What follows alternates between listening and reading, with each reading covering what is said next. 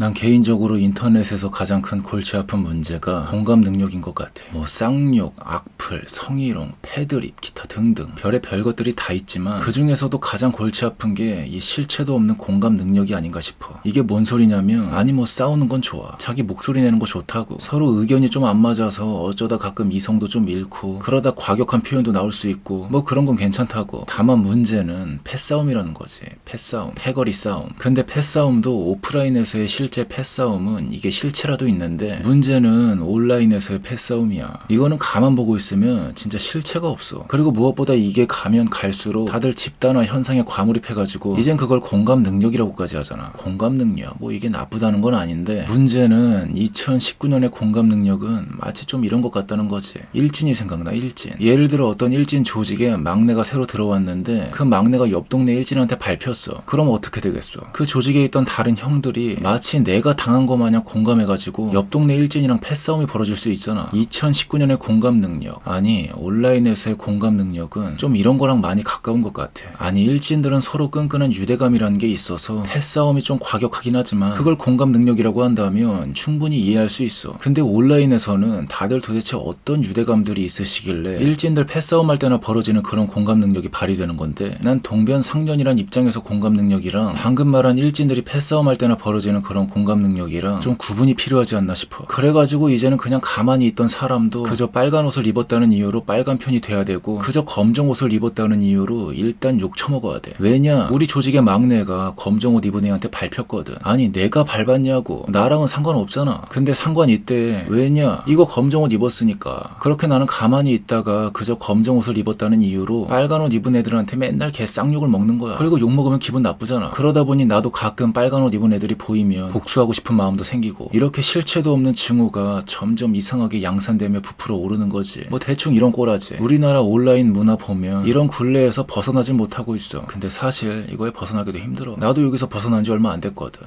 한 3, 4년 됐나? 근데 벗어났다 생각해도 그저 검정 옷을 입었다는 이유로 가만히 있다가 이유도 없이 쳐맞으면 다시 그 굴레 속으로 끌려 들어갈 때도 많아. 그리고 심지어 검정 옷 입은 패거리들이 나를 또 끌어당겨. 그럼 다시 빠져나오려고 노력하는데, 그럴 때마다 느끼는 게 뭐냐? 그 선풀 운동이라고 하잖아. 진짜 이거 말고는 답이 없는 것 같더라고. 근데 또 영혼 없는 선풀은 이게 의미도 없고 가끔은 거슬릴 정도이기도 해가지고, 그 네이버 카페 같은 데 보면 등업 조건이 댓글 10개 막 이렇게 있잖아. 그럼 그냥 아무 게시글이나 들어가서 글도 안 읽고 잘 봤어요, 와 이딴 거 그냥 막 달아제낀단 말이야. 선풀 운동이 약간 좀 이런 꼬라지가 날 가능성이 높지. 그래서 개인적으로 가장 괜찮은 방법이 하나 있다면 악플 비추천 누르기인 것 같아. 악플 비추천 누르기. 우리 모두는 알게 모르게 다들 잘 알아. 그저 소수의 미꾸라지들이 물을 흐린다는 걸. 그리고 나 포함해가지고 수많은 사람들이 그 미꾸라지들이 물 흐리게 만드는 걸 그냥 방치하고만 있지. 아니 뭐 영혼 없는 선풀까지 굳이 쓸 필요는 없어. 근데 악플에 그거 비추천 한번 누르는 게 뭐가 그렇게 어렵다고 그렇게 뒤로 가기만 했었을까, 이런 생각이 가끔 들 때가 있거든. 그래서 그나마 유일한 해결책은 이게 아닐까 싶어. 패싸움은 패싸움으로 승부를 내야 돼. 그 화력지원이라고 하잖아. 화력지원. 우리 팀이 쳐맞으면 그거 도와달라고 하면서 링크 박아놓고 우르르 몰려가는 거. 얼마나 많은 사람들이 자기가 본 의견에 대해 표현을 안 하고 그저 뒤로 가기만 눌러댔으면 저런 것까지 생겼겠어. 그래서 개인적인 생각으로 실명제, 뭐 언젠가 우리 스스로가 빅브라더를 외치는 시대가 오긴 하겠지만 이미 실명제가 그런 움직임이지. 근데 그 전에 먼저 좀 대형 포털 사이트들이 괜찮은 대책을 좀 세워줬으면 좋겠어. 아니 거기 나름 다 똑똑하다고 하는 사람들이 모여있을 거 아니야. 근데 최근에 하고 있던 꼬라지가 정치뉴스 댓글 공감순으로 보는 거 폐지시키고, 연예기사는 아예 댓글을 막아놨고, 죄다 그냥 스스로 자유를 억압하는 꼬라지로만 가고 있어. 아니 배운 사람들이 그러면 안 되지. 자유와 연결되는 개념은 책임인데 자기네들 머리 복잡하다고 그냥 폐지, 없애버려, 이러면 무슨 발전이 있겠냐고. 물론 나름의 고민들을 많이 했겠지만, 그런 의미로 내 개인적인 생각은 좀 이래. 뉴스를 보려면 무조건 로그인된 상태에서만 보게 만들어가지고 기사랑 댓글도 완전 분리시켜서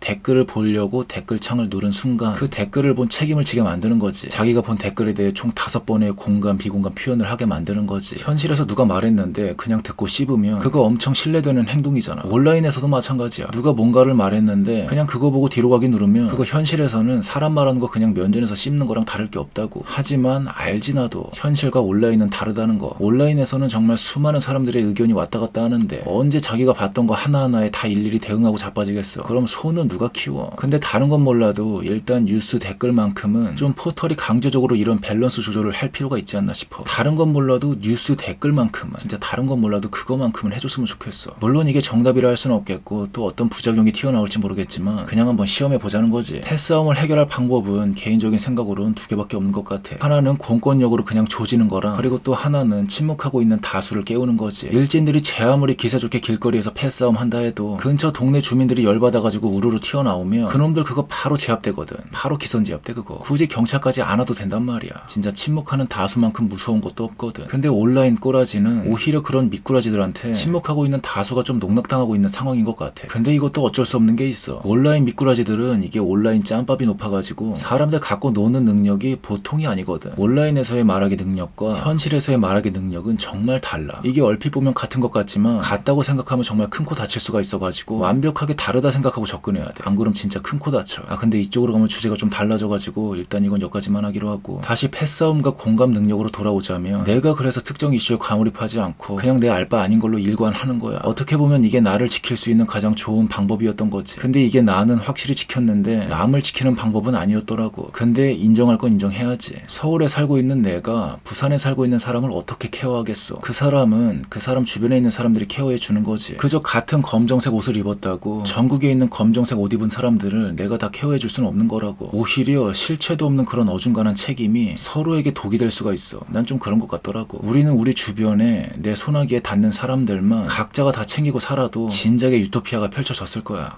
근데 잠깐. 근데 너무 길어졌다. 모르겠다. 그냥 여기까지 말란다. 아무튼 그렇다고.